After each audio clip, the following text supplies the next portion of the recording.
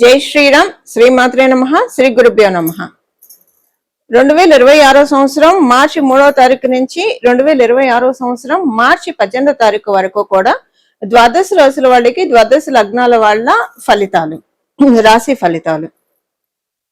ఈ పక్షం యొక్క ఫలితాలు తెలుసుకోవడానికి ముందుగా అసలు గోచారంలో గ్రహస్థితులు ఒక్కసారి మనం చూద్దాం. మిథున రాశిలో జీవకారకుడైన బృహస్పతి వక్రగతిలో సంచారం చేస్తూ ఉన్నారు. ఈ మార్చి 12వ తారీఖు నుంచి ఆయన వక్రత్వం నుంచి బయటకు వచ్చి వక్రత్యాగమై సవ్యగతిలోకి రానున్నారు.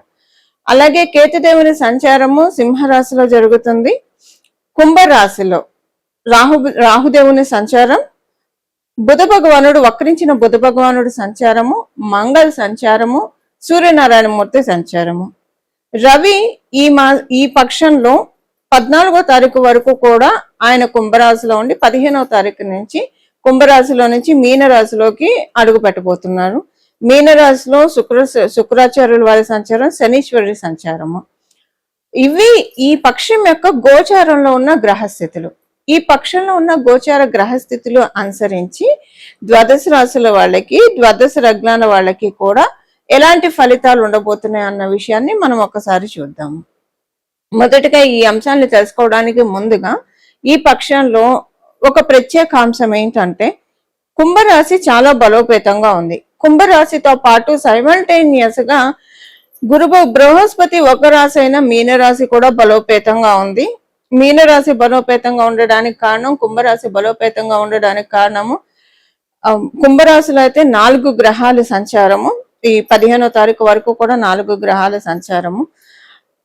గ్రహాలు మనం ముందే చెప్పుకున్నాము.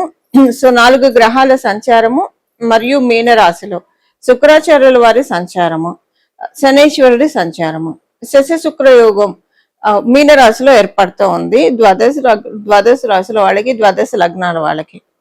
దీనివల్ల ఏంటంటే ఒక ప్రత్యేకమైన గ్రహస్థితి అని చెప్పడంలో, అందులో కూడా మనకి 19వ తారీఖు ఉగాది అయింది. ఉగాదికి ముందు ఇలాంటి ప్రత్యేక గ్రహస్థితి రావడము. ఇక్కడ ఇంకొక విశేషాంశం ఏంటంటే గురు భగవానుడికి, వీళ్ళిద్దరు గురు భగవానుడు మరియు శుక్రాచార్యులు వారు, శనీశ్వరుడు పరస్పర కేంద్రాల్లో ఉన్నారు.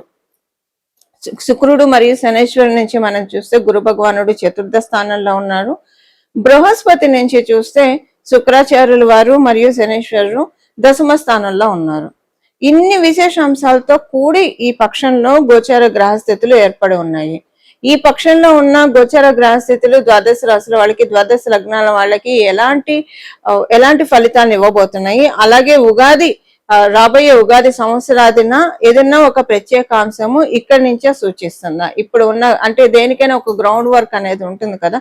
ఉదాహరణకు ఒక బిజినెస్ చేయాలంటే మనకి గ్రౌండ్ వర్క్ ఒక 6 months చేసిన తర్వాతే బిజినెస్ లైమ్ లైట్ లోకి వెళ్తుంది. సో ప్రతి విషయంలో కూడా గ్రౌండ్ వర్క్ లేకుండా ఏ పని ఉండదు. గ్రౌండ్ వర్క్ లో, గ్రౌండ్ లెవెల్లో గ్రహ దేవతలు ఏమైనా బ్లెస్సింగ్స్ ఇస్తున్నాయా ఉగాది తర్వాత నుంచి, మనం ఇవన్నీ కూడా ఇప్పుడు తెలుసుకుందాము. మీనరాశి మీన లగ్నంలో పుట్టిన వాళ్ళకి, మీనరాశి మీన లగ్నంలో పుట్టిన వాళ్ళకి ఈ పక్షం అంతా కూడా లక్ష్మీప్రదంగా ఉంటుంది. శుక్రాచార్యుల వారు మీ రాశిలో సంచారం చేయడము చాలా ప్రశాంతతను మీకు కలగజేస్తుంది. ప్రశాంతత ఉంటుంది.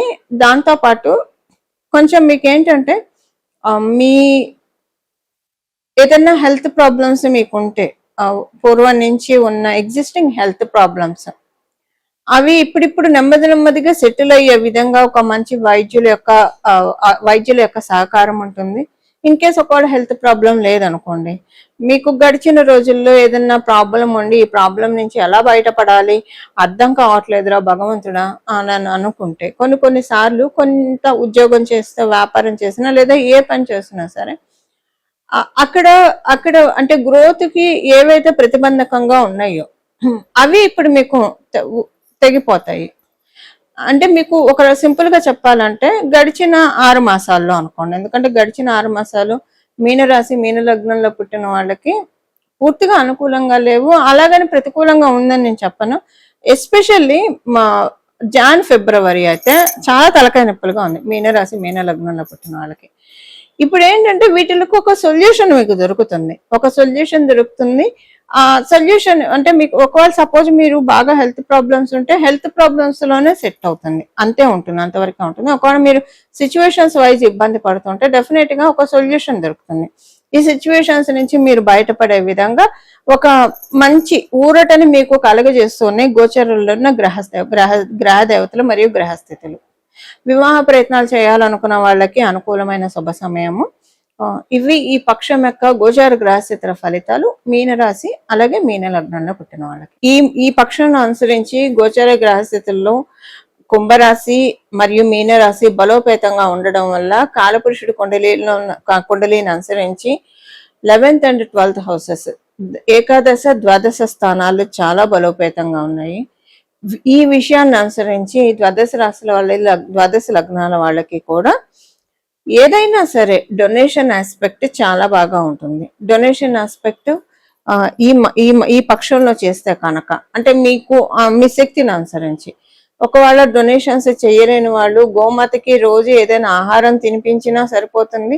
డొనేషన్స్ చేయగలిగిన వాళ్ళు డొనేషన్స్, ఒకవేళ డొనేషన్స్ చేయలేని పక్షంలో మీరు ప్రతిరోజు కూడా చీమలకు ఆహారమైనా వేయవచ్చు. ఇలా మీ శక్తిని మీ శక్తిని అనుసరించి డొనేషన్స్ ఈ పక్షంలో చేస్తే చాలా మంచిది. ఉత్తమ ఫలితాలు ఉగాది తర్వాత నుంచి మనం అందుకోవాలంటే ఈ 15 రోజులు జాగ్రత్తగా సద్వినియోగం చేసుకోవాలి. 15 రోజులు సద్వినియోగం చేసుకోవడం వల్ల రాబోయే సంవత్సరము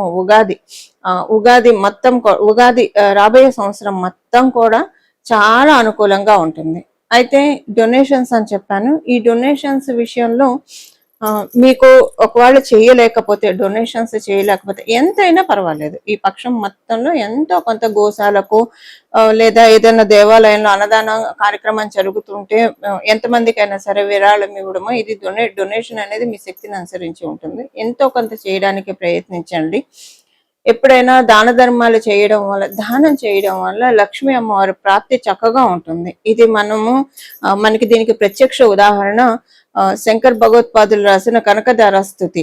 ఈ కనకధార స్తవంలో వృద్ధ బ్రాహ్మణ స్త్రీ ఆమె కటిక దరిద్రంతో బాధపడుతుంటే శంకరాచార్యులు వారి మనసు చెల్లించిపోయి లక్ష్మీ అమ్మవారిని ప్రార్థించగా ఆమె ఇదివరకు జన్మలో ఎలాంటి దానం చేయలేదు, నేను ఏం చూసి ఆమెకి నేను ఫలితాన్ని ధనాన్ని ప్రసాదించాలి అని అమ్మవారు అడిగినప్పుడు శంకరాచార్యులు వారు ఎండిపోయిన ఉసిరికాయ వేసింది కదా, దీన్ని అడ్డు పెట్టుకొని ఇవ్వమ్మ అన్నప్పుడు ఆవిడ బంగారు ఉసిరికలు కురిపించిన విషయం మనందరికీ విదితమే. అని ఇదంతా ఎందుకు చెప్తున్నానంటే లక్ష్మీ కటాక్షం కోరుకునే వాళ్ళందరూ కూడా, లక్ష్మి అంటే బహురూపాల్లో ఉంటుంది, లక్ష్మీ కటాక్షం కోరుకునే ప్రతి ఒక్కళ్ళు కూడా ఈ పక్షంలో చేసే దాన ధర్మాలు మీ శక్తిని అనుసరించి, శక్తికి మించి చేయకూడదు. అప్పు చేసి ఒకవేళ దానం చేస్తే అది ఫలితం ఇవ్వదు సరికదా, రివర్స్ కొడుతుంది. సో శక్తిని అనుసరించి దానం, లోభత్వం చూపించకుండా దానం చేయడం వల్ల వేద పాఠశాలలకి కొంతమంది వాలంటరీ సర్వీసెస్ చేస్తూ ఉంటారు, వాళ్ళ సంస్థ తరఫు నుంచి ధర్మకార్యాలు చేస్తూ ఉంటారు.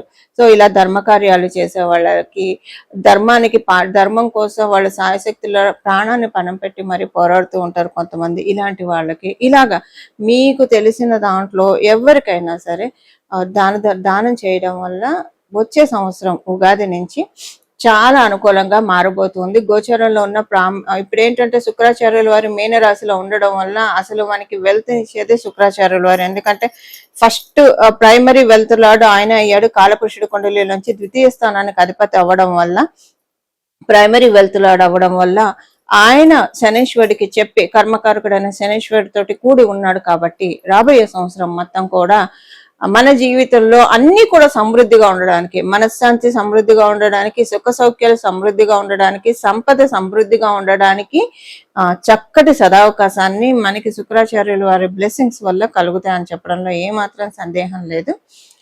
ఇలా మనం అందరం కూడా మన జీవితాన్ని మనకున్న ఈ పక్షం రోజుని సద్వినియోగం చేసి శ్రీలక్ష్మి అమ్మవారి యొక్క సంపూర్ణ కృపా కటాక్షానికి మనందరం పాత్రలం అవ్వాలని చెప్పి మనస్ఫూర్తిగా మనందరి తరఫు నుంచి కోరుకుంటూ మంగళం.